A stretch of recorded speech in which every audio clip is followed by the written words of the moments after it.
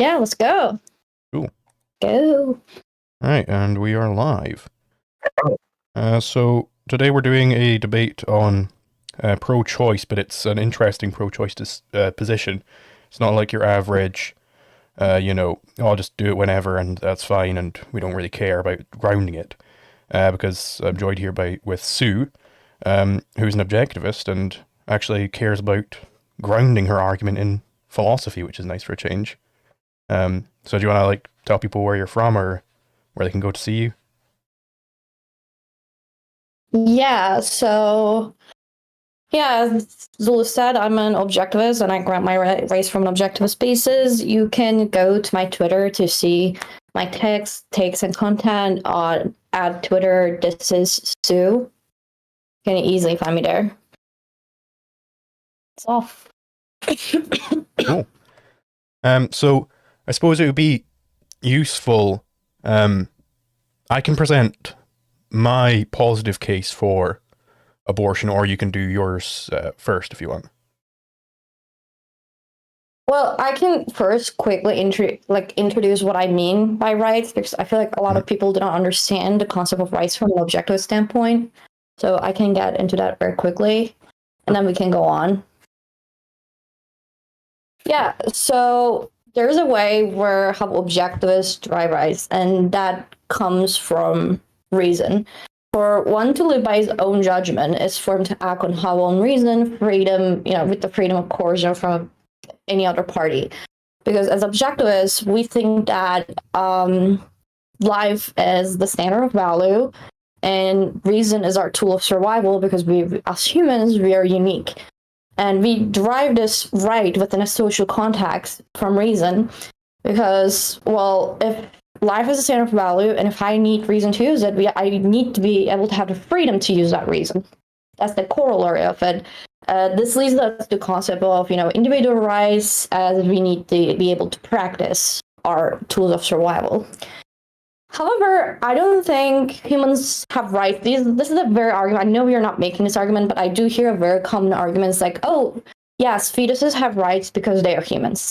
I agree with this argument, because if we encountered some intelligent animal or some alien from outer space, no one would say oh, these beings doesn't have rights, even though they're not biologically human. So obviously in here, being human is not what gives someone rights, but it's about something uniquely about the nature of humans. So this is where I base my whole standard for my pro-choice stand, is to understand why do we have rights, and what is that specific thing about the nature of humans, which in here, I say it's basically reason. To be able to receive sensory data, to act upon it, and to live by it. And I believe that entities without the ability to actuate, without being able to sense their surroundings, to make a meaning of it, do not have rights. An organism possesses, a serious right to life only if it possesses the concept of self with other such standards. And I believe a fetus, until a certain stage of development, whatever time that development is controversial. I say 6 months because of, when the fetus starts responding to cognitive stimuli. However, if someone provided me an argument, no, 6 months is wrong, it's actually the 4th month or the 5th month when the fetus starts, developing such cognitive stimuli that you pose a standard, I will be like, okay, I can change my standard according what the individual fetus. But in the end of the day, consciousness is where I draw the line. And I agree with the evictionist arguments once that cognitive development happens.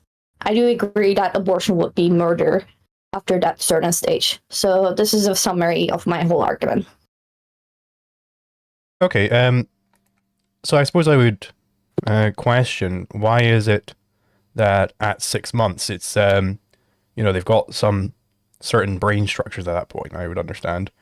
But they can't form concepts yet, right? Which is what reason does. So why is it that after 6 months that they then have rights? Well, first of all, they have sensual awareness, which is the first stage, right? They're able to receive sensory data. So that one is checked. The second one, standard is that their they have the capability to reciprocity. They're capable of responding. That's the second part. But the most important part which you ask is, they still have the capability to form abstract concepts. They still develop the cognitive faculties, just like a newborn baby has developed it. It's just not developed in a level where we have understand how it's used. So you would say that after 6 months, they can indeed form concepts? They can form concepts in a way where they have developed, their brain has developed enough for the brain to possess consciousness. It is capable of having human-like abilities, which is, abstract concepts, responding to sensor data in a human-like way, and self-awareness, also in a way unique to humans, different than animals, because the way it develops, it's prefrontal cortex and other cortexes and white matter are different than how animals develop it, which creates the main difference. So, I mean, I feel like it's kind of clear to me that even a newborn baby, they aren't going out there and immediately forming concepts. It takes them some time to sort of, switch this part of their brain on, in a sense. Or I suppose is your claim that isn't the case, that these babies are forming concepts even within the womb? Two examples of what actual is. Like, there are two different sections, and I think it implies here.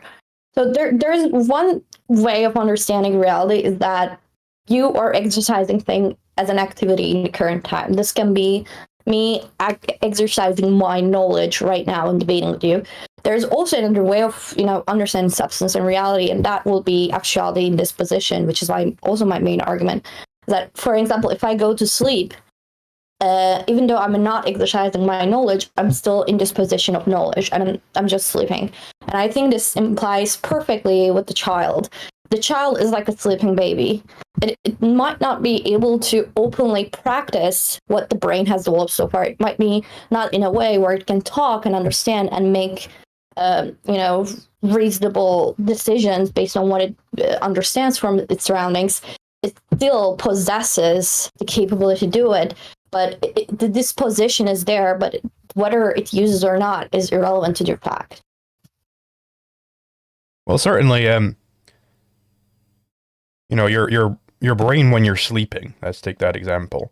I don't think you have to the structure of your brain doesn't have to change a whole lot, or at all, for you to start forming concepts. You just have to wake up. But I would say that that's still applying a potential. Your brain is in such a state that it's not able to form concepts at the moment. Something has to change about it.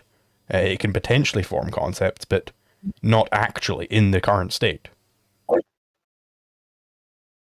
I don't think it's the potential, and here's why I don't think that. The potential in here would be if I was a child and I didn't have, or let's say I go back to 3 years before and I didn't have the knowledge of objectivism, then I would have the potentiality to develop an understanding of objectivism. That's potentiality. However, me going to sleep is not a case of potentiality. It's a case of disposition. Those are two different things. What do you mean specifically with this disposition term? Like, as I said, even though you're not, let's say there's a professor, and the professor, as I said, exercises his knowledge in his daily life. And this is one sense of understanding it. This is one sense of understanding substance. And then there's a second sense is that when the professor is sleeping, even though he's actively not using his knowledge, he's still possessing his knowledge in sleep. That is to say, he has the disposition to exercise his knowledge if you wake him up and ask him to teach. It's still there. The knowledge is there. The things that make him that lets him to be able to teach are there. He's just sleeping. He's just not using it at that moment. But potentiality would be if he didn't have the knowledge at all, and he had the potentiality to learn that knowledge. Well, surely, but it's not talking about potentiality with respect to whether he can start, using his knowledge. It's specifically about whether he can start using his mind to form concepts, right? Whether he can start engaging in human action, right? But he's not doing that at the moment. He couldn't do it at the moment.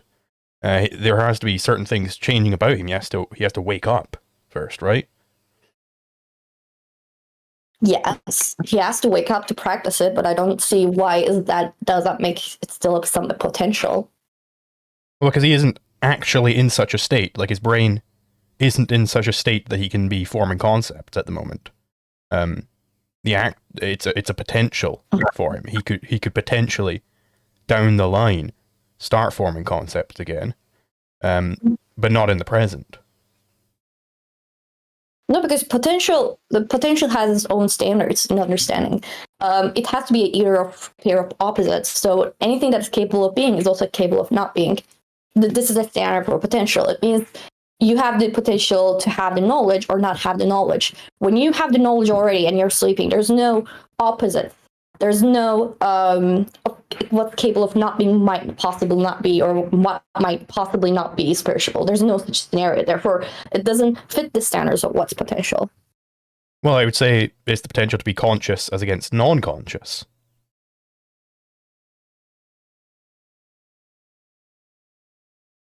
Can you repeat that? It's the potential to be conscious versus non-conscious. If the standard of potential is you have to have being as against non-being, A as against non-A, then it's the potential would be conscious versus non-conscious. Like you're not conscious when you're unconscious, right? When you're sleeping. Yes. So the standard is there has to be possibly to have an opposite.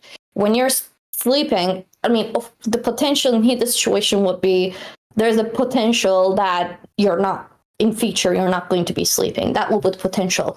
But there's no potential of the fact that you're sleeping and not sleeping, right? Because it's an actuality that you're sleeping. We know it's not a potential, that it's an actual, because there are no a pair of opposites. It's also not the potential when you dispose the knowledge in your brain when you're sleeping, because it's not a matter of fact that, oh, you have the knowledge or you don't have the knowledge. There are no pair of opposites. You have the knowledge, you're just not exercising it. It can be me just simply just sitting and not thinking about anything and not just listening to music, and the knowledge is in my brain and I'm not using it, but it doesn't change the fact that the knowledge is still there, because there are no opposites of it not being there. Well, so the opposite wouldn't be whether you have the knowledge or not. Like, I agree that the professor in his sleep, he still does have the knowledge. He doesn't relearn it when he wakes up or whatever. But there still is at least one opposite, which is whether he's conscious or not. Right? Are those not opposites? Yes, but that is a potential for future. There can be a reality of him not being conscious or not. But there's no opposite of him not being conscious, being opposite of consciousness while he's sleeping, because he has consciousness, he's possessing it. When he's sleeping? Yes, because just because he's sleeping, doesn't mean he doesn't possess the consciousness. He still has it. It's still in his brain. There's no, like, it is an actuality. It exists in the material reality. It's not something that can possibly exist in material reality. Those are two different things. Like, as I said, it's just not a sleeping example. It can be anything. I know how to draw, let's say. Just because right now I'm not thinking about drawing, my brain is completely focused on an argument about abortion, doesn't mean that in the physical reality, my brain still stores and holds the knowledge about how to draw. So, I mean, what is he conscious of when he is indeed sleeping? Like, let's say he's not dreaming, because there are like stages of sleep where you're dreaming, and that's clearly reflecting back on certain things. Mm-hmm. But like, what if there are also stages where you're just like, you're not thinking about anything, you're not focusing on anything, you're certainly not sensing anything. Mm-hmm. Your brain is conscious in a sense where it's still continuing a self-awareness act while it's sleeping, still possessing your memory, still possessing your self-awareness acts, still possessing your knowledge, still possessing everything you possess in life, but it's just in a way that you're not using at that moment. The disposition is still there, therefore you're conscious. It's not losing consciousness would be if, like if you went brain dead, if your brain has lost all of that knowledge that makes your self-awareness available. I guess my question would be, how do you define consciousness? It's the faculty of perceiving that which exists, I believe. I suppose if you count within that it's going to have to store your memory, even whilst you're sleeping. Are you counting that among? Well, it's still part of that faculty. The faculty is still there.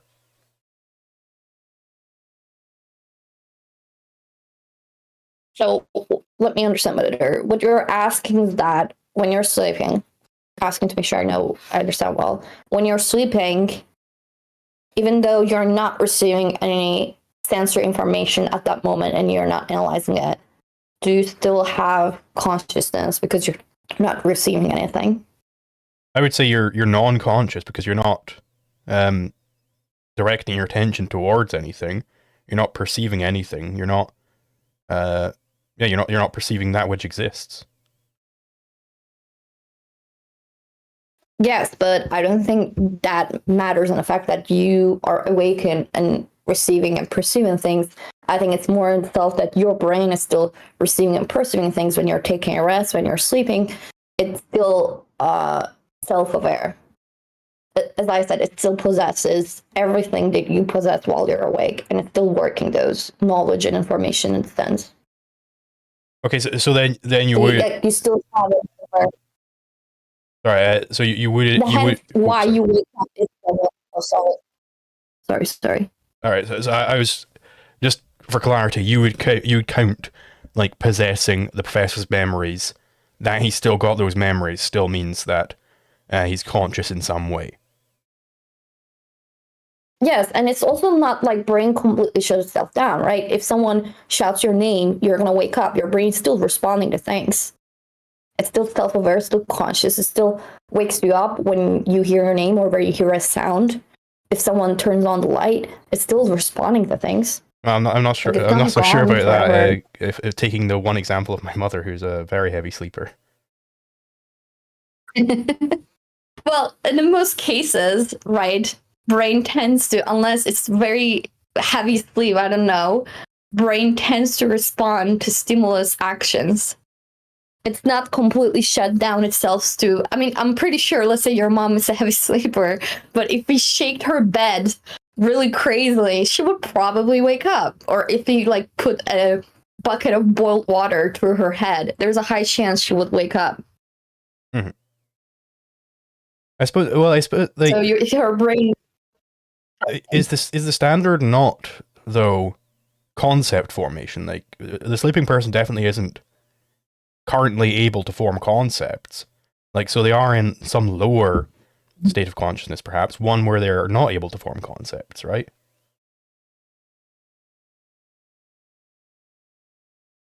Like, because the brain is capable of forming concepts even when sleeping. How's that? It's just not performing that act. It's just not performing that act at that moment. And it might perform the act. There's a possibility. It's just not necessarily, but that's a different case. But it's just not performing it. It still can. The brain is still functioning. You know, like consciousness, if it's the state of being aware and able to pursue, one's surrounding and sensations. We already concluded that it's still able to pursue one's surrounding and sensations, even when it's sleeping. If it goes to the stage of, dreams, it's able to pursue still its existence and surrounding and sensations. And even though it's sleeping and go to bed, you still have the ability to experience states such as, where your brain possesses, emotions like pleasure, these subjective experiences that makes your consciousness you. And even if you take a rest and let's say there are no surrounding senses and there's no sleeping, the awareness is still there. It's ready to react to it. So it's not a matter of potentiality. It's actuality. As I said, this is why, the term of what's actual, what's not is, divided into categorized into two, which is what you're performing in the current stage of, activity and what you're actually disposing at that moment, but you're not using it. Potential would be you do not have it at all, and you have the potential to use it in future. I would disagree that just because you're still taking in sense data, and you could wake up if somebody like stabbed you or whatever. That seems like you'd be perfectly capable of doing that on the purely perceptual level. Like I don't see why you need the conceptual level there. I've never experienced the formation of a concept whilst deep in sleep, except for maybe in a dream. But when I'm not in a dream, I don't know what it would even look like for me to form a concept. Well, then how would you respond to the fact that if it's just a potential and it's not performing anything at that moment, if it doesn't have self-awareness, and if it doesn't have, if it's not pursuing, the surroundings and the sensations in one's own existence, if I pour a bucket of boiled water over your head, why does your brain respond to it? Obviously, there has to be consciousness for it to be able to respond to it. Well, I would say when you pour a bucket of boiling water over someone's head, immediately your brain's like, oh, there's a threat here. Let's quickly wake up this show and get to sort on this problem out. I don't think you need to be on the conceptual level to wake up, right? Given a sense threat. Yeah, well, it's responding because it's conscious. It's alive. It's acting.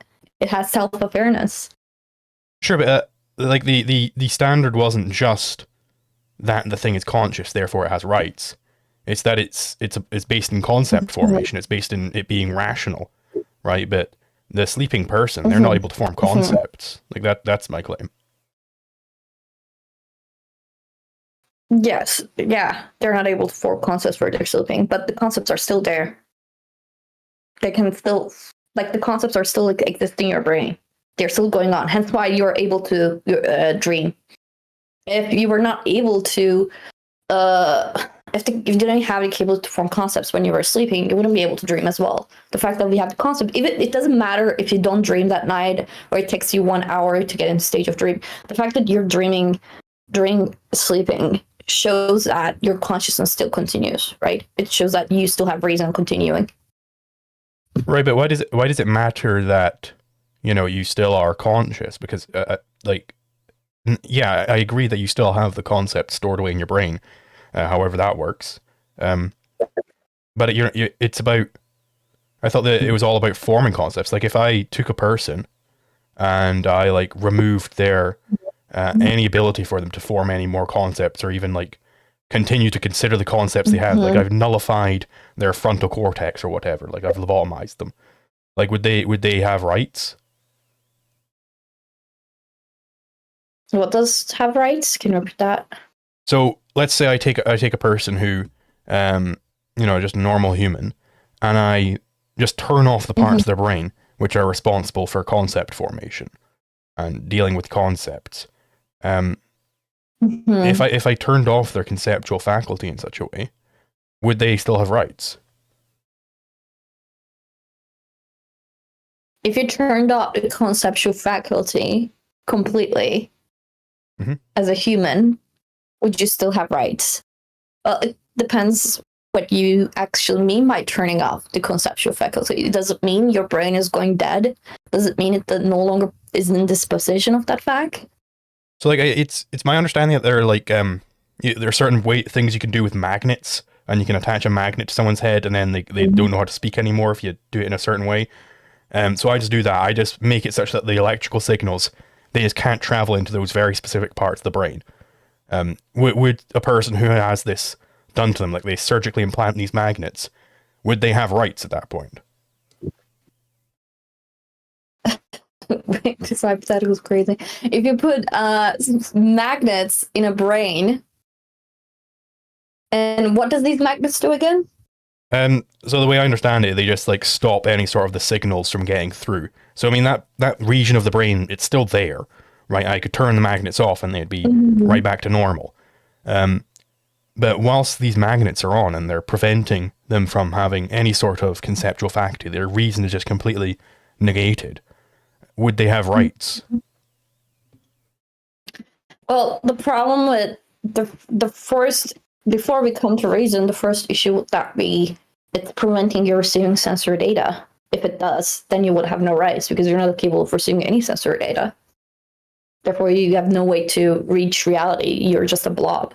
I don't see why your consciousness doesn't mean anything if something promoting anything. Well, I don't see why it would be necessary to turn off also like your visual cortex or whatever. Like you could still have it where, you know, you still have the perceptual level, but I've just turned off whatever is on top of the perceptual level, which gives you concept formation. If you put a magnet and prevents you from understanding anything, what you see from the perceptual level in a way that humans do, and if there's no difference in your brain that how it works than an animal, you're basically an animal, like in a sense that we understand philosophically. Okay, so then why is it relevant that like these concepts are still like in these brain regions or whatever? They just can't do anything with it. So if this guy doesn't have rights, why does it matter that the concepts are still there? Like clearly what matters here is whether he's able to form concepts. For the person in sleep, they aren't able to form concepts. They're very much like this guy with the magnets in his head.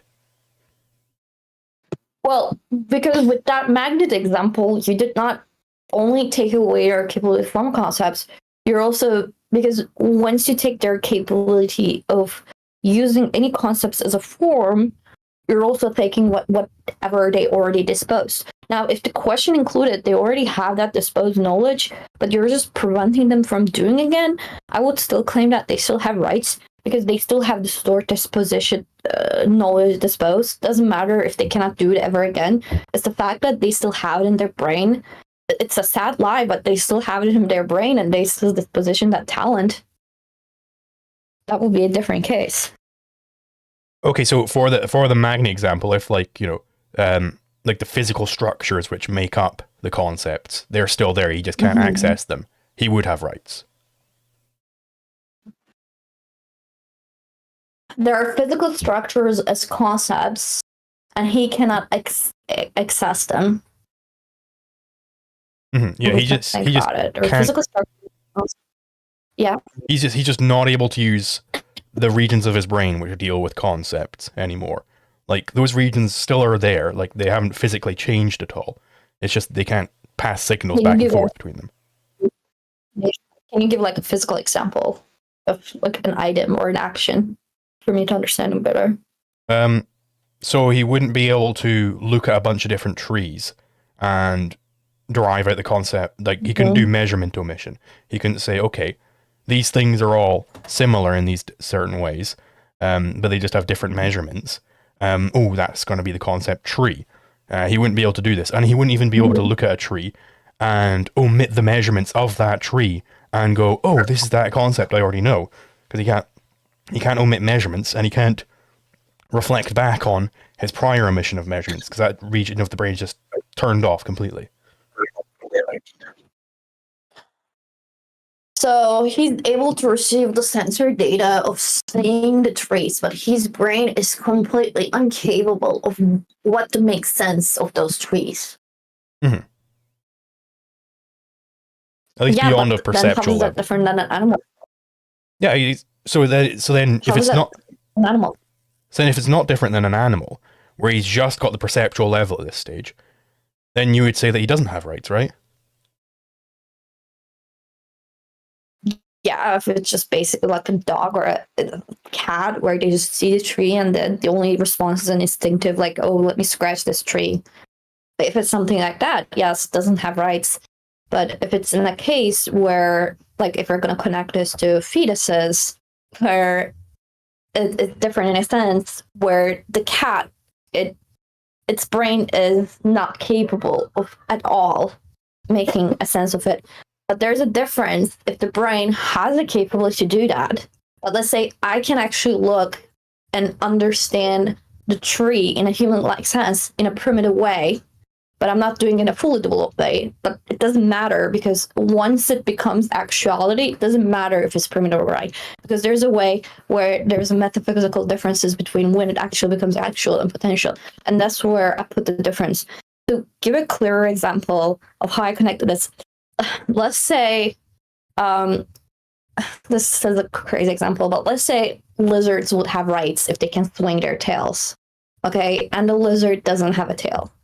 And, lizards are able to grow tails. Now, the moment the lizard doesn't have the tail, it doesn't matter if it has the potential to grow the tail.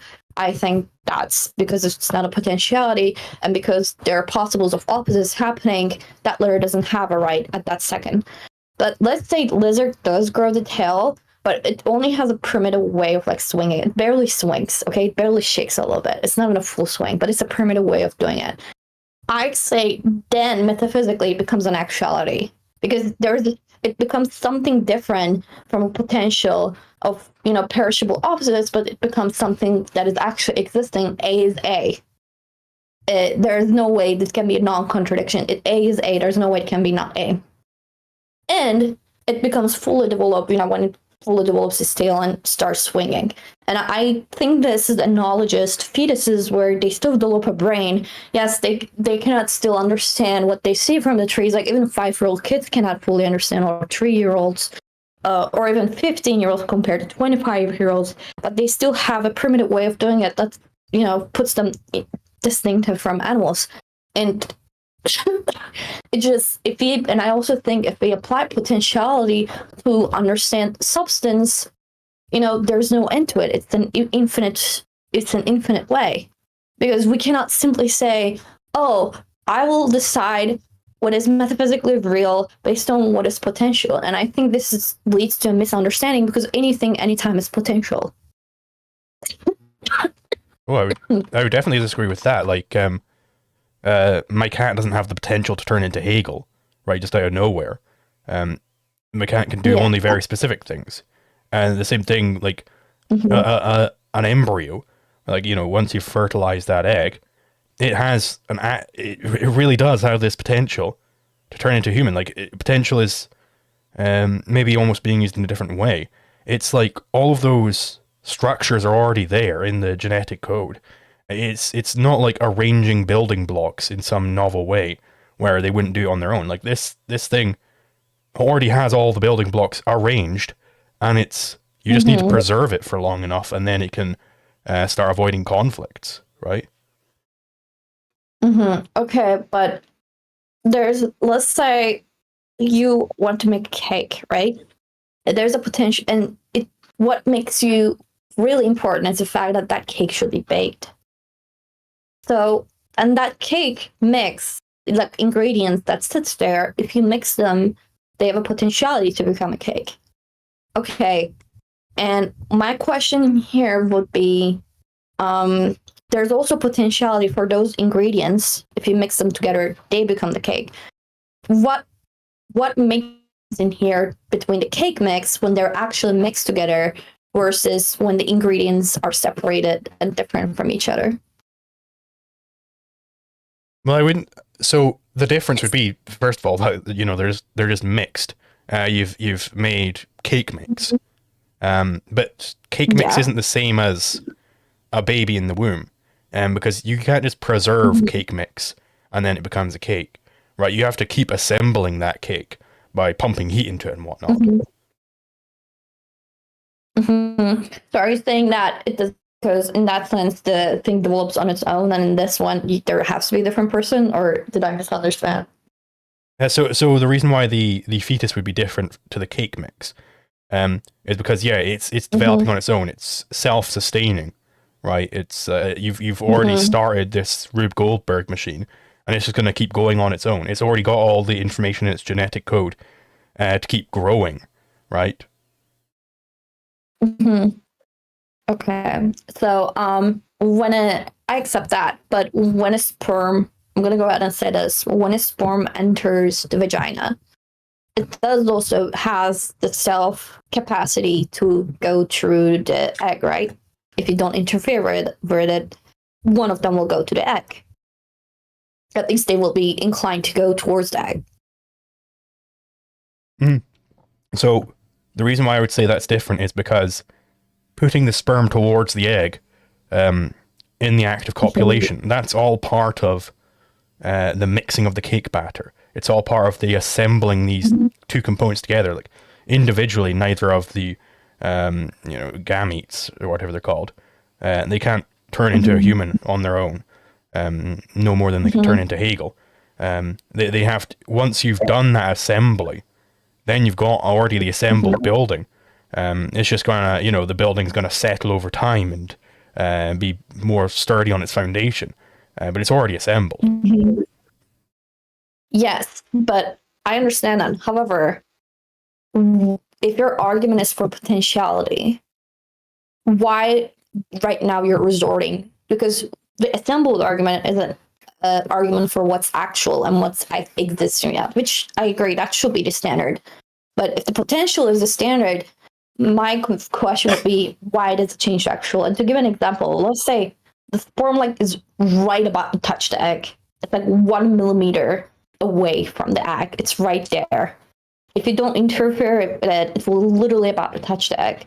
So if your standard is potential, it's about to, touch the egg, and it still has potential. That egg has that sperm has the potential to become a logical being.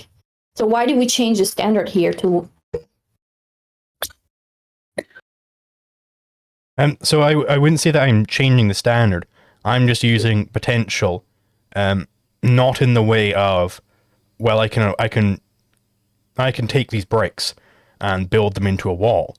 I'm using it in the sense of, I've already assembled the building blocks necessary, and the building blocks are actively waking up, in a sense, right? It's, it would be the difference between, if we have a Star Trek replicator, where I tell it to make a sleeping man, and once I've made that sleeping man, all of the building blocks are assembled, and he's going to wake up in a little bit, right? I'm saying that I'm implying potential not to before I press the button, but after I've already pressed the button. Then he has the potential. So I would say he is actual. He actually exists, and he has the potential to engage in conflicts. That is where the potential is. In here, aren't you making a difference or on what is more likely though? Isn't it just an argument for what's statistically more probable? No, he actually does exist, right? And he can and therefore he can potentially get into conflicts. Okay, again, what this takes, I understand that point, but I don't think it follows to previously what I said. I agree with that the way to understand reality should what he actually exists. I'm still confused why, in the specific example, you resort to what actually exists.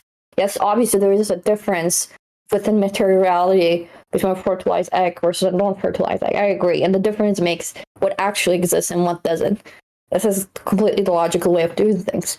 But I don't understand, once the egg is fertilized, then we talk about, well, it has the potential. And here, from now on, I'm going to forget about what actually exists. I'm going to resort to what potentially exists, can exist. It has the potential to argue, therefore, it should have rights. If you don't interfere it, it can have self-awareness, conceptualization, etc., etc. Okay, so the reason why I'm sort of resorting to what actually exists, I'm not changing my position halfway through here. What I'm doing is I'm clarifying where exactly I'm speaking of potential. So I'm not saying that this thing can potentially be a human. That isn't the potential I speak about in law. I'm talking about the potential to engage in conflict. That's when law applies. It's these two things. They can get into conflicts, and they can avoid conflicts. Right? Those are the criteria involved. And we can avoid conflicts with babies, right? We can and we can get into conflicts with them potentially, right?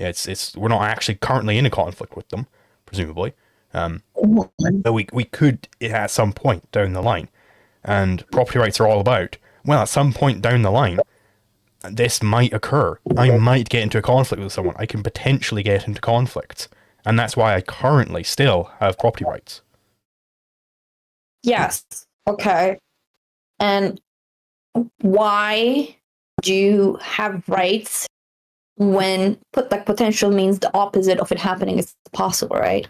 So why does something have a potential? Why don't we prioritize actual instead of potential? Because actual means there's no other possibilities. It's what already exists. So why should I look at what's potential when it means like the opposite is also possible? That A can be A and not be A at the same time, and I should base my metaphysical reality based on that. Because the famous sentence like an acorn, I don't know how it's pronounced, has a genetic potential to become an oak tree, but that doesn't mean it's an oak tree already. And when we understand reality, we look, is it a seed or is it an oak tree? We don't say, oh, it's the seed, and this seed we do recognize that the seed has the potential to become a tree, but we don't deny that these are distinct. So the distinction is obviously there, but why should I prioritize the potentiality of it doing these things in future? Developing into the person who can do those things in future. So the reason why we care about potentials is because law is all about avoiding conflicts, right? And law is only studying those possibilities which might come up. It doesn't care that you can also not have conflicts. Like, yeah, great, brilliant. But then we haven't answered the question of, well, we got this thing called scarcity, so we could have conflicts. We have the potential to get into conflicts. So how do we deal with that? It's like avoiding. That's all very future oriented. It's saying I'm avoiding it. It's not currently happening. Like if I'm currently falling off a cliff, I'm not saying, how should I go about avoiding falling off cliffs? Like it's happening right now, bro. Like deal with the situation right now. But if I'm walking along a cliff edge, then I can say I'm avoiding falling off this cliff. Mm-hmm. Yes, but I disagree with the fact that we have law just because of potential. Let me explain. Yes, we have law to prevent bad things happening to us, aggression happening to us. But, we do also define, well, at least mostly libertarian circles define aggression when it actually happens, when it's an actuality. So the way we base the rights from ethics is in a way, not because, there can be potential conflict, therefore we should come up with the concept of rights, but it's more in a sense that when aggression happens at the specific time, how do we react to it? So the reason why we only apply this law when the aggression actually happens, because based on the reason that we don't base it on potential. We wait for it to actually happen. And we come up with these systems when it actually happens, or, the potential is there, but when the potential happens, how the response, but the response only happens when it exists in the reality. Right, and I would say the mother is actually aggressing against the baby. There's a conflict there when she is evicting him, right? Or killing him, right? Not like putting him into an artificial womb or whatever, but just like taking a pill which, it rips him apart or whatever it is. So a bit like, why is that the case? Well, because the baby actually had property rights in his own body, and potential adopters actually are being forestalled when the mother is preventing them from protecting this baby, because the baby can potentially engage in conflicts in the future. So law applies to the baby. Well, yes, but that comes with the premise that there is a conflict, right? You claim that there is a conflict in this situation, and for conflict to happen, it has to be between two conscious beings. You wouldn't claim there would be a conflict if I tried to eat like a cow meat. And my question would be, it was a more metaphysical question, that when you try to understand reality, when I think obviously what's actual and what already exists is the only way to understand substance is not potential what can happen, because the opposite is always possible. Your response is a different response. It doesn't explain why when we try to understand reality and existence, we should consider potential. It's a response that when we already exist, when we already accept a certain premise, what creates the conflict? I don't think these two follows each other. I'm not sure I follow what your confusion there is. It's what my claim is, we're both kind of accepting that law is about potentials, because the 6-month-old baby, it isn't actually forming concepts yet. Definitely not, right? He just has the necessary brain apparatus, but that apparatus isn't in such a state that it can perform conflicts. So there has to be certain things which change about the baby before he's forming concepts. And I would say the same is true of the sleeping man, and the same is true of the less than 6 months baby. Just some of those things which have to change is that he has to assemble himself a little bit more. Yes, and that's why I say at one point the baby gains, the fetus gains a higher moral status than that of a non-human animal, because it possesses the capacity for rationality, self-awareness, or emotional recognition. And capacity, unless the right? fetus comes to that capacity. Yes, but in here, obviously, in this context, capacity, I don't use it in a way it's like, oh, there's potential to develop it, but it's there, but it's not using it. Well, like, could the baby choose to start forming concepts even in the womb?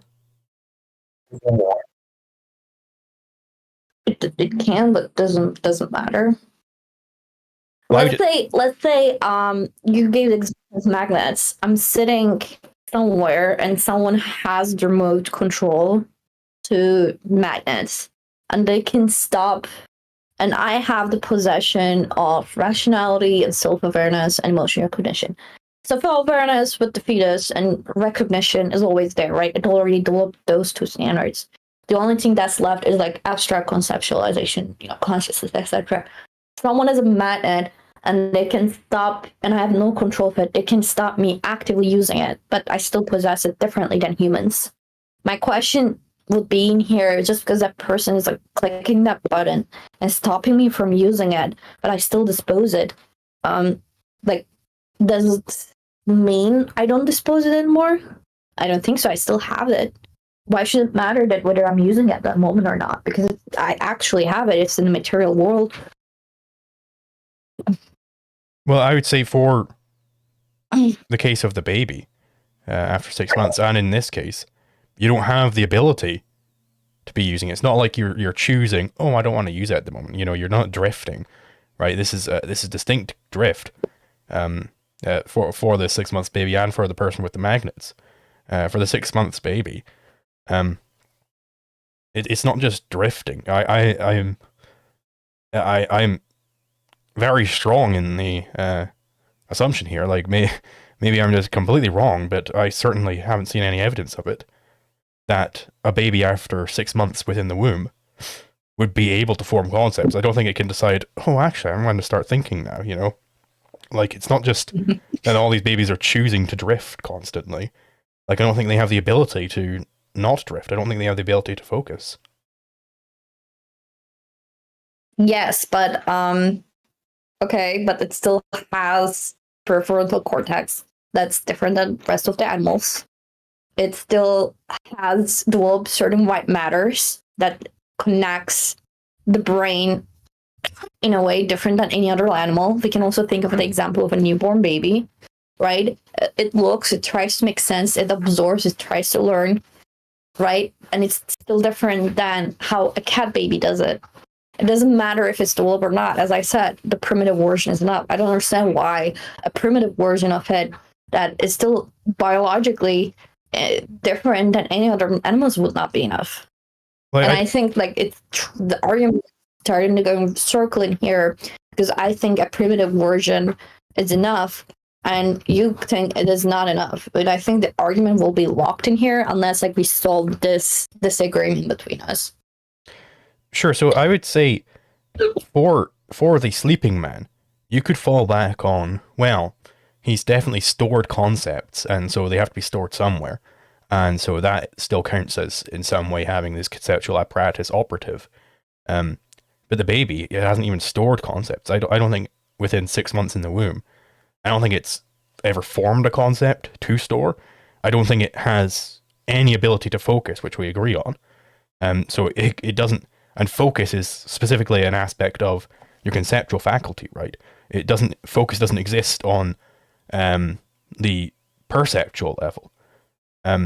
So if the baby doesn't have the ability to focus, that means that it can't operate its conceptual faculty.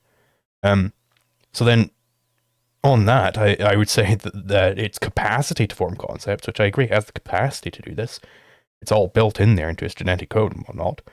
But it's a potential. It might be able to do this in the future. I think our difference comes from the fact that when I use the word consciousness, and when I use the word consciousness, you're talking about a state of being, of your actively practicing. When I use the word consciousness, I'm talking about something like a property, like something to own and possess. So our difference comes from here. And what I'm trying to not understanding here is why it should be a state of being rather than something you possess and have. I think it should be more than enough to possess and have it if our standard is to have it in the material reality in the first place that is unique, actual uniqueness to humans. And even that, if my argument, let's say we didn't agree on that, this still wouldn't be a justification of using potential to understand anything about reality. But of course, that's a whole different thing. I would say you do possess and have all of the genetic structures necessary to form concepts. Those structures just have to undergo some sort of change. And the same is true of the 6-month-old baby. It possesses all of the necessary structures to form concepts, but it's not able to do so at the moment. It's not able to make use of those structures. So even if we have consciousness as being a faculty, something that you have, like an attribute or whatever, you still have that, right? It's all in your genetic code. The second that genetic code has been assembled, it's there, right? It just needs to undergo some amount of change to it. I don't see why it seems arbitrary to me to say, well, that change can be that they wake up from the womb, but it can't be that the brain is actually constructed, because the structure's already there within the genome, right? It is in the genome. You're possessing the genes, but it doesn't matter. It's still not a brain. It's still not a consciousness. I mean, any organism has genes and possesses things. I don't know. This can be a total biological ignorance, but if I take a cell out of my body, it probably possesses similar things too. Like, I don't know why that doesn't matter. Well, I don't think that is the case, because that's why people are so interested in stem cells, because stem cells can be modified into becoming whatever cell you want it to be. But if I just took a skin cell from you, I can't just then make that skin cell into whatever I want. I can't make it, skin cell, I want you to start forming brain tissue around you. Like I would need stem cells to do that, to my understanding. I'm not sure the exact mechanisms behind that, but yeah, you could sequence quite a lot of the genome there, but then you'd still need this fertilized egg, which has the genome in some specific organization, such that it's all there and it's all ready to, start building itself out. Let's say they take a cell from me, and they take it in a laboratory and they put it in a machine. And let's say this is a genetically developed cell that has a capability to turn itself into a fertilized egg on its own. Does it have rights? And if you just don't touch it, if you don't do anything, the cell will turn itself into a fertilized egg, even though it's not a fertilized egg yet. Yes, that would be. It's a genetically played like high tech human cell. Sure. So if you have like this super stem cell or whatever, I would basically class that where it's going to be turning itself into a pickle, a fertilized egg. Then yeah, I would say that does have rights. Where if you're just preserving it, you're not. Okay, now we need to form some skin cells. Okay, stop doing that, and then we need to form some blood cells. You're not like keep constructing, like slowly building up a person.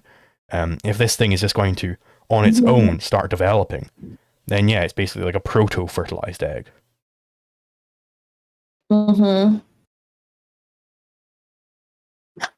In that case, I don't think the fact that it's genetically coded in it is because you mentioned that earlier the difference between the sperm touching the egg versus the zygote actually happening. And in one scenario, it actually happens, in one doesn't. So the thing of the genetic coding, in one scenario, it's just a code and it's nothing. The code is just there.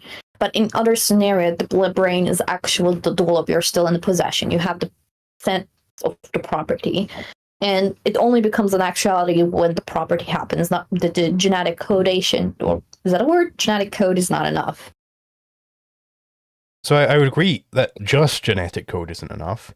It has to be in such, again, I'm not sure of the specifics here, but it has to be in such a way, such a arrangement that it's able to, keep building itself out, which we have with the fertilized egg.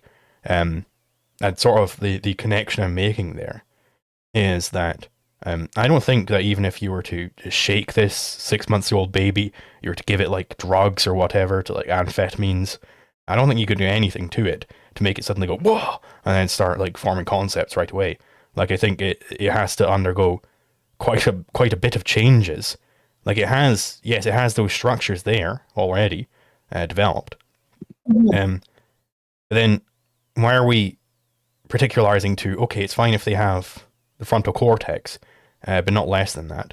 Because when they have less than that, they still have all the structures there necessary to bring them into that state of being able to form concepts and acting and all that stuff. So, right, again, my standards is possession of it, not the activity of it, right? So, of course, if someone shows me the biological argument, this is actually when you get the possession of the conceptualization. I'm like, okay, then that. If someone proved me that happened in the first week or the first day, I would go with that. So that is something subject to change because it's like a natural science matter. But I draw a huge line. As far as I know from what I've studied, the conceptualization takes place in the fetus once it develops prefrontal cortex and IPC, and when the white matters have developed enough. That's from as far as I know. Before the development of these three, it's not at all possession of any human-like cognitive faculties. It is not different than any other animal. Of course, biologically it's different than animal, but we're talking in a philosophical sense. So, on like pure philosophy though, why is it that those structures of the brain, where it's got the neurons in a certain order, why is that enough to have rights, but not having those same structures but encoded in a single cell, the fertilized egg?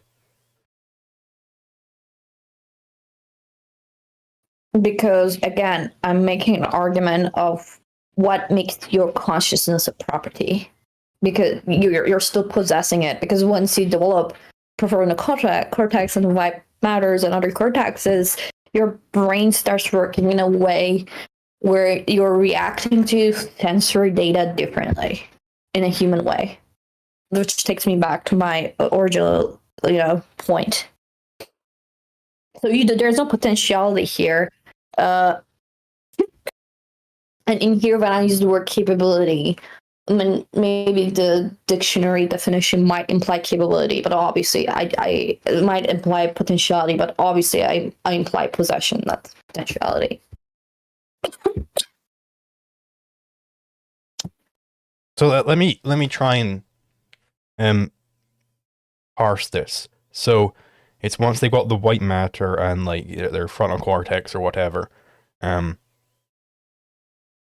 that they have these structures in there, such that they could respond to sense data in such a way.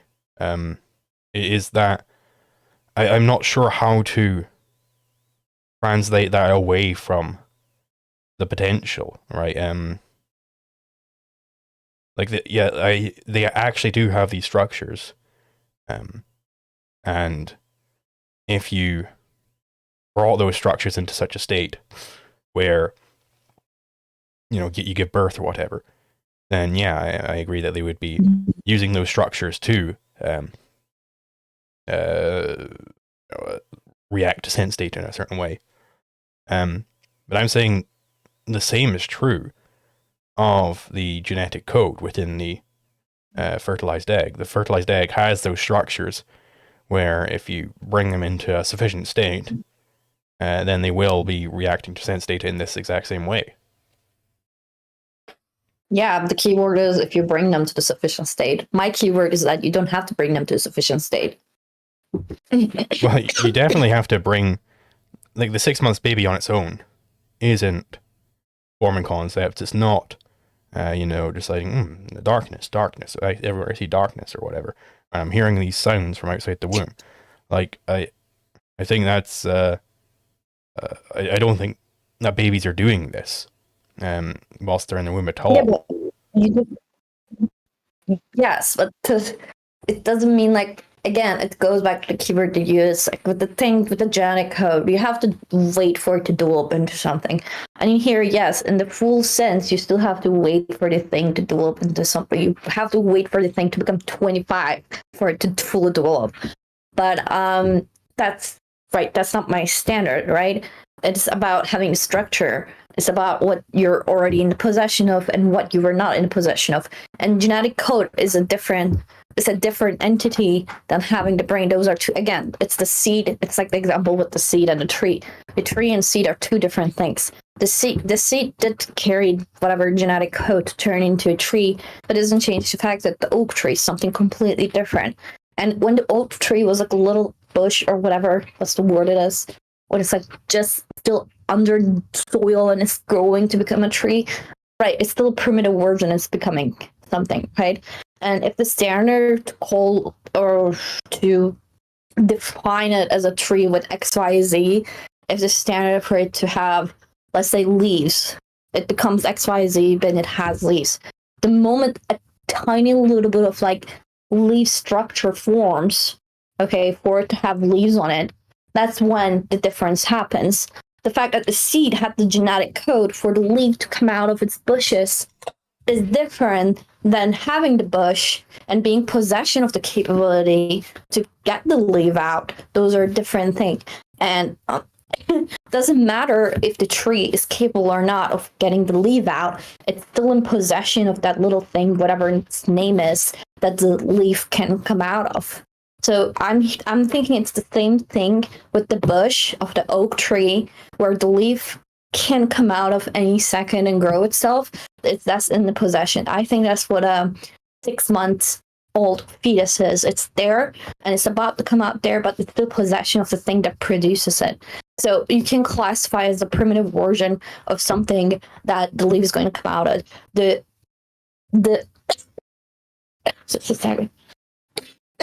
The seed itself is a completely different entity that is connected potentially into becoming a tree. But again, it brings me to my question of opposites.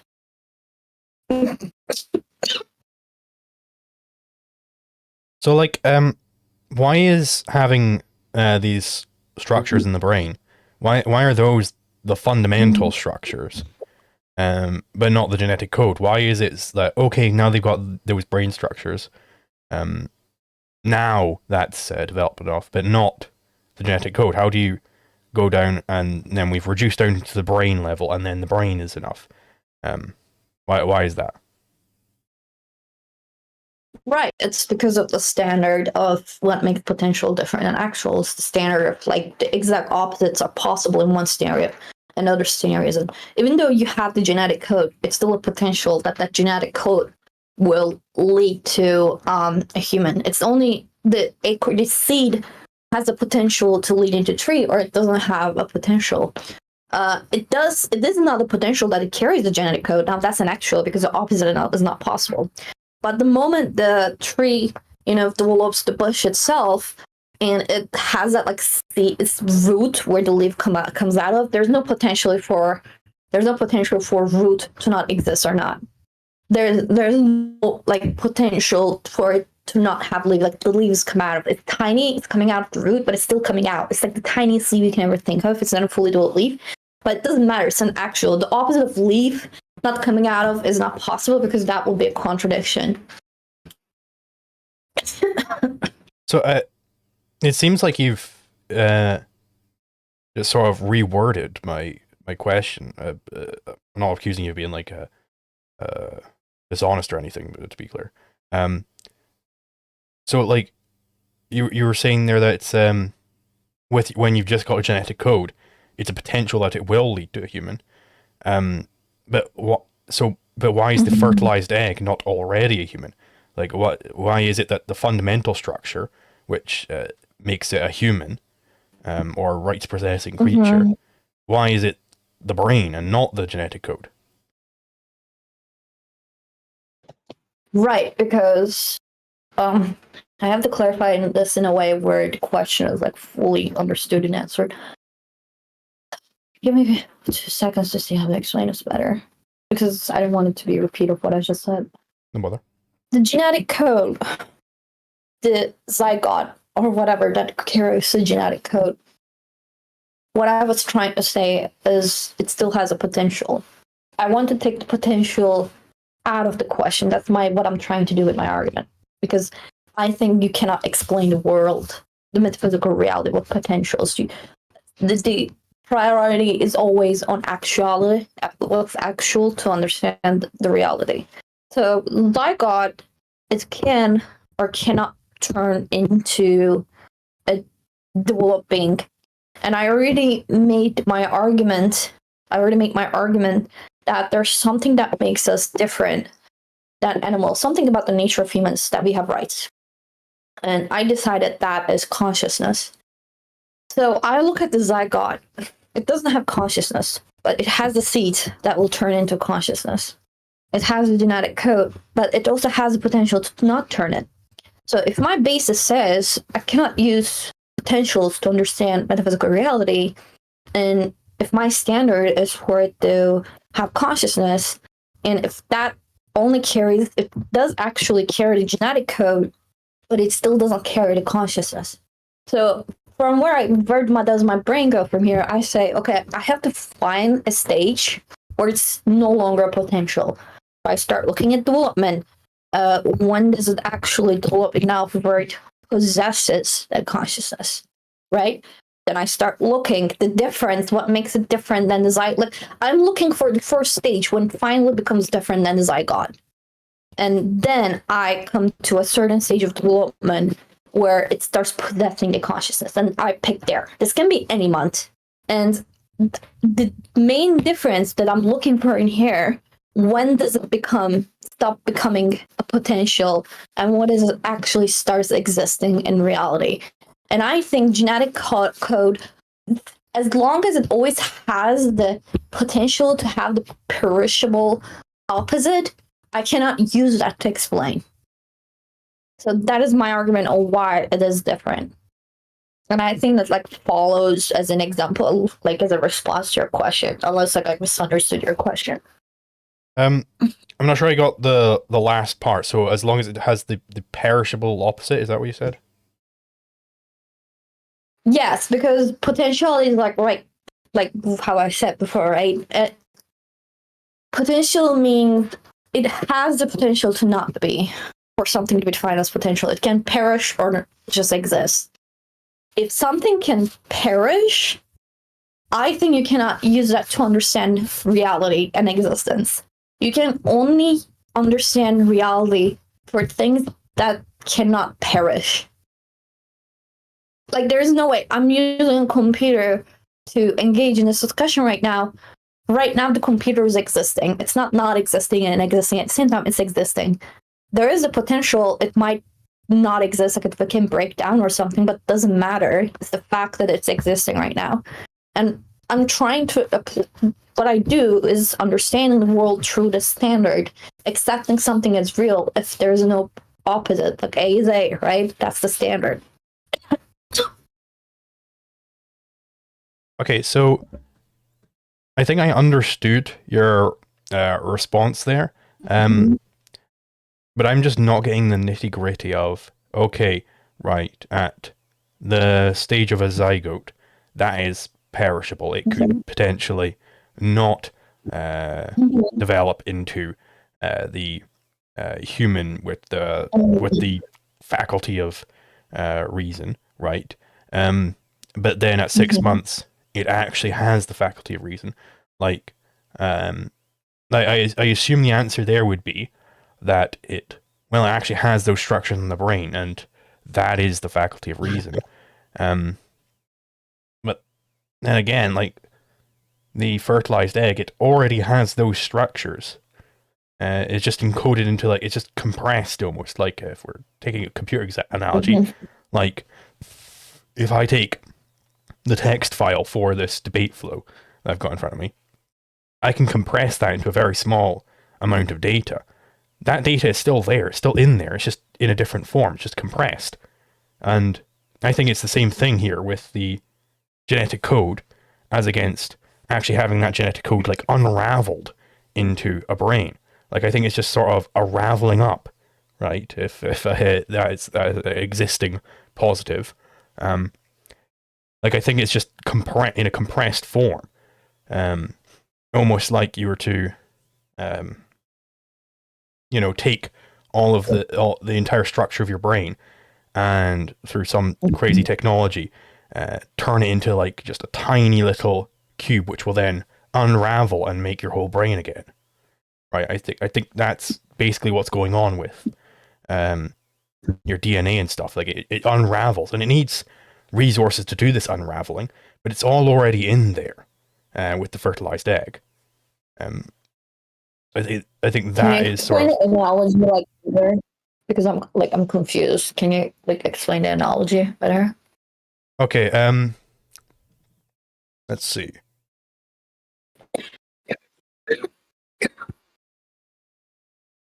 I'm not sure what it is that I'm not getting across.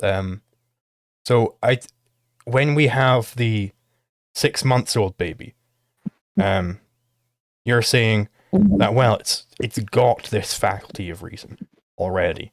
It's just not currently using it, right? It's already got those structures in the brain. But I'm saying it does already have those same structures, but just in a compressed form.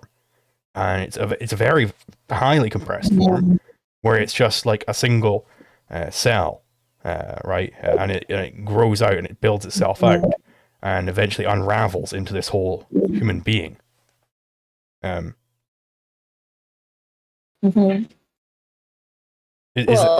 Yeah. Okay. We can. Sorry, I was just going to ask if that's coming across properly. Like, are you seeing what I'm getting at there? I'm getting at what you're saying. You're getting that. Even I'm making the argument that the structure is there and you're in possession. And your argument is that, well, as long as you have the genetic code, you still have that structure there. Right? That's your argument. Yeah. You're still in possession of it. Yeah, like, so you aren't, like, your mother doesn't, like, cut off her brain and give it down to you or whatever. Like, that structure's already in there. It's just got to unravel in a certain way. Well, let's go back to my example with the lizard.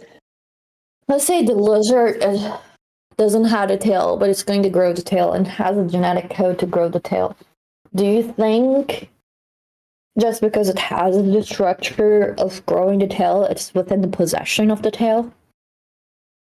In a certain sense, yes. It's not like a tailless lizard. Like humans are sort of tailless lizards in a certain way of understanding the cladogram, right? So you would say a human doesn't have a tail, but that lizard it's still within the class of things which have tails. It is in the class of things which has tails because as long it is, yes, you're right. It is in the class of animals that has tails, right? The lizard is in that class.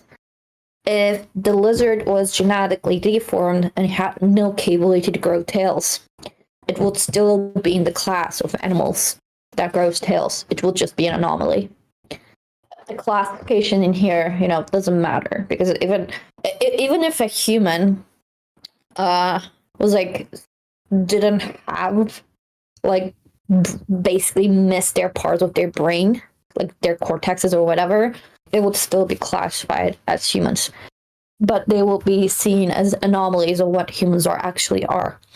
I don't think having a structure itself is enough as a definition to recognize it. With the lizard example, to simplify it, it doesn't have the tail unless the tail becomes in existence. The structure that makes it is in possession of the structure. Yes, it is. The tail can come out, or it cannot come out. The potential is always there. But it doesn't matter because in one scenario, the structure just exists there and it can potentially do it. In the second scenario, the structure actually developed it. These are completely two different situations. And these create a difference of one, the tail actually existed, and the other one, it's just the structure existed, but tail itself is not there. It's just going there. Like there are other stuff in there, like he's going around and the tail is not there. And I think this distinction is quite important. This distinction is quite important. It's not just in the sense of abortion, but to understand existence and our surroundings. Hello? Yeah, I think we're good to go. Okay. Oh, sorry, had you finished? I thought you'd like lagged out or something. No, there was like this weird noise, but I finished. Okay. So I would disagree that this genetic abomination of a lizard would still be in the class of animals with tails, because theoretically, if this thing were to breed with other genetic abominations, then we have evolution there. We have a new subtype of lizard, a new species where it doesn't have this tail. This is like with prehensile tails, like there's a certain family within the primates where they don't have prehensile tails, with simians rather. So like humans are monkeys without the prehensile tail, because we had a certain genetic deformity where we lost the prehensile tail and we kept breeding on with that, and we kept it along, right? So we lost the prehensile tail, and we're not still in the class of things with prehensile tails.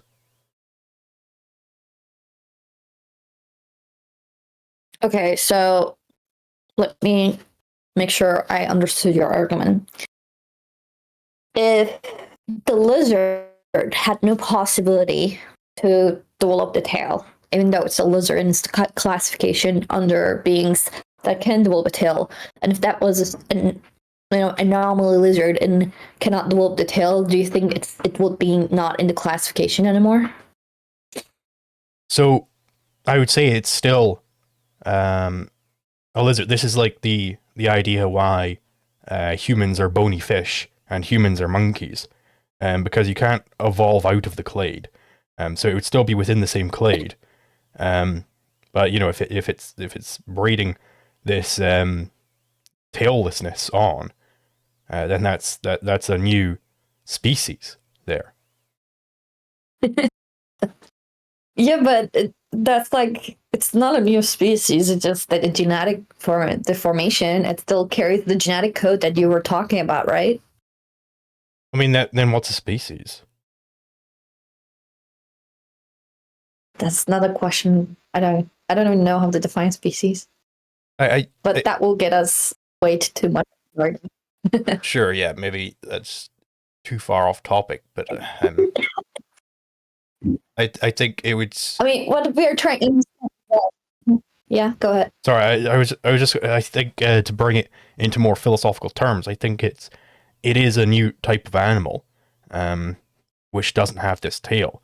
Maybe you still, if it's still able to breed with other members, then I think that's how the biologists determine whether it's a new species or not, whether it can, if it can't breed with them anymore.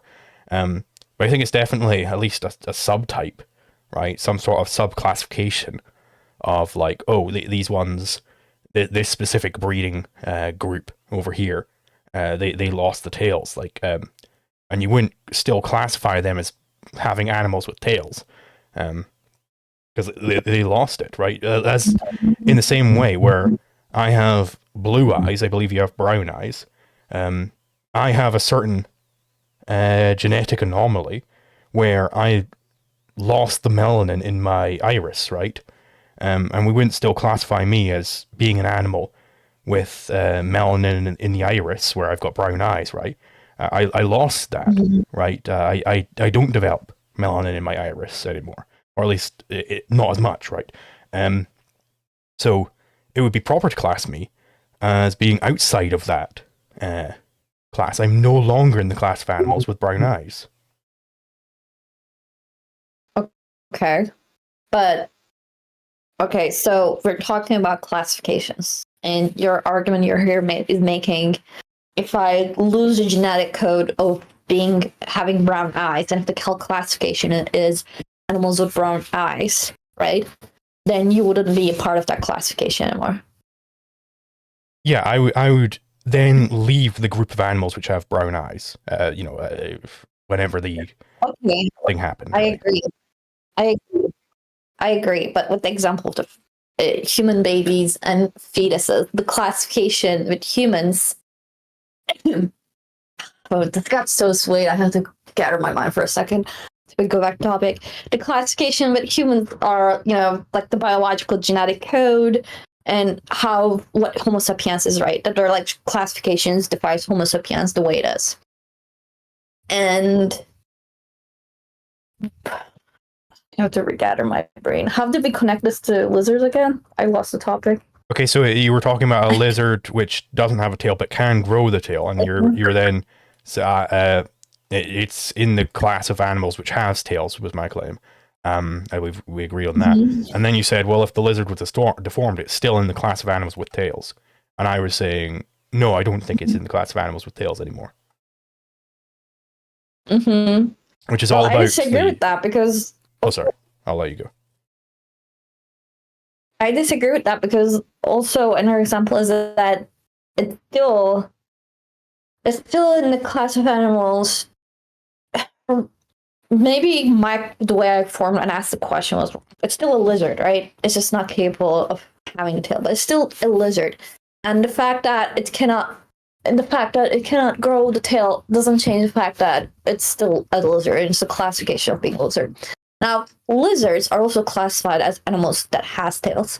I guess in here you will be right in a sense that if the main classification was the fact that it should necessarily have tail to be considered, and if you do not have a tail, you're not that animal. You can kick that person. But even then, let's say it has a genetic formation of a skeleton that is tail-like, that has a tailbone, but that thing's genetic code is deformed and the tail doesn't come out of it. It's still within the class.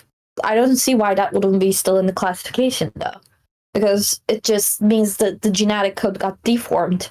It still has the original genetic code should have been it develops a tail. But I think we need to gather the argument here a little bit because we have limited time left, because it got a little bit swayed.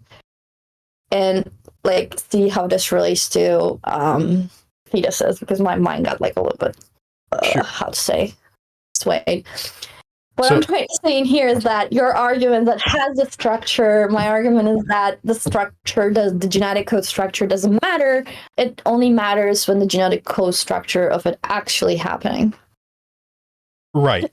And sort of the way this connects to lizards is that the disagreement here is I'm saying that once that lizard, you have a certain mutation where it doesn't have within its genome the ability to grow a tail anymore. It's not going to grow back its tail. Then it's no longer in the class of animals with tails. So this then connects to the idea with I'm saying that, well, the genome, that is the possession of the different attributes. It just has to unravel in a certain way. And I connected this with my blue eyes, right? I'm not in the class of people who has blue eyes. I evolved out of that, right? Yeah, but if let's say people with blue eyes gets a reward for something. If you haven't, let's say you have brown eyes and you have the genetic disposition to turn it into blue eyes in a year, they're not going to give you your reward for being blue-eyed just because you have the genetic disposition, right? They're going to be like, well, I don't care. You don't have the blue eyes yet. You're not qualified for this reward. Come back when you form the blue eyes. So you have to wait for a brown eyes. The reality doesn't care that you have the structure. If the standard is for it existing, you have to wait. It actually starts being what it should be. I suppose it depends on what you mean by blue eyes. If it's literally like we're going to take like a color meter to your iris and see how blue it is, then yeah. But then the analogy to taking the color meter to your iris would be how many concepts have you formed? Let's try interrogating this 6 months in the womb baby and see how many concepts it's been forming, right? That would be the analogy there. The analogy could be anything. The analogy could be, I give prize to moms who have a 6-month-old fetus. I give them like $1 million for every month that comes today that has a 6-month-old fetus. I'm not going to give $1 million to a mom that comes with a 3-month baby just because the baby has a genetic code to turn into a 6-month-old fetus. I don't care the fact that the genetic code is there because that is not my standard. The fact that it might become or might not become my standard is what it is. What, like, descriptively, what is existing at that moment, not what might. Sure, and what I'm saying is that a standard like you've got to have a baby in you for 6 months, or you've got to have like blue eyes by the standard of I'm going to take a color meter to your iris and see how blue it is. That is more like saying, what concepts has this baby formed? Is it forming concepts right now? Than it would be, what structures does it have? Because I'm saying that the structures are already there and kind of wrapped up. And speaking of wrapping up, maybe we should wrap up. I think it would be proper if maybe you gave your position in the beginning, so it might be good if I give the positive case for my position and then you could give the positive case for your position, and then we can just like kind of, so people can just see what they are, right? Like closing statements almost. Okay, sure. Yeah, that was a good discussion. In summary, I think my position statement is that rights come from being able to receive sensory data, being able to use reason. That's what makes us different than animals. And I believe in the concept of possession rather than actually using an activity. And actuality is defined by these two different things. And I also define potential as something that the perishable is also possible of happening. I don't think this is enough to understand reality. Regardless of the abortion topic, I also think this is a very important topic of understanding existence. I think 6 months, anyone who's good at biology can change my mind. I think the moment it possesses the faculties of reasoning and self-awareness and receiving data is that moment where it becomes a being with rights. And then I agree with the arguments for evictionism, mostly, even though I'm not fully read on it. And with the regards, we also debated on the concept of having the genetic course structure and whether the relevance of it. I'll leave that to the viewers and like use your own independent mind to see what makes the most logical sense to you. We had different, opposite views about that. My arguments is that the genetic code structure doesn't matter because, for an example, if I had a standard for something XYZ and you had to have this certain thing to be classified for that XYZ, just because you have the structure to develop it doesn't you will be entitled to it. And that is like the summary of what I defended throughout this discussion. Sure. So I would say the positive case for evictionism, specifically targeted at this sort of the objectivist stance, where it's about potentials and actuals and whatnot. My claim is that though the reason we have law in the first place is because of scarcity, which implies that you can have conflicts, and therefore you need some sort of way to deal with these conflicts. I'm grounding it in sort of a completely different way to Ayn Rand, where she had this notion of politics, right, which is completely separate from law. And I think politics is, I think it's all nonsense, basically. I think it's an example of primacy of consciousness. And so the way I'm getting to law is it's just arriving out of, it's just coming out of the fact of human action, volition, basically. And you've got this. It's about. I've got like an argument for this. You get to the NEP, right, and the benefit of my way of specifically talking about law is once I get the NEP, I've got everything else for free, right? So we're going to take the NEP as given here because I'm not going to give the argument for it right now. So if we've got the NEP, then we're about avoiding conflicts. This is inherently speaking about what might happen in the future. And yes, I understand the argument about well, you do actually possess the faculties of consciousness, which is where you get your volition from. And with respect to that, I think my argument with it's all just wrapped up into your genetic code. It's just compressed form. I think that makes a lot of sense there. But yeah, so it's you have property rights right now. Because you have volition right now, you have these structures present. You're not necessarily volition right now. Like the 6-month-old baby isn't choosing anything, but yeah, it has the structures. And I would say the earlier than 6 months baby also has these structures.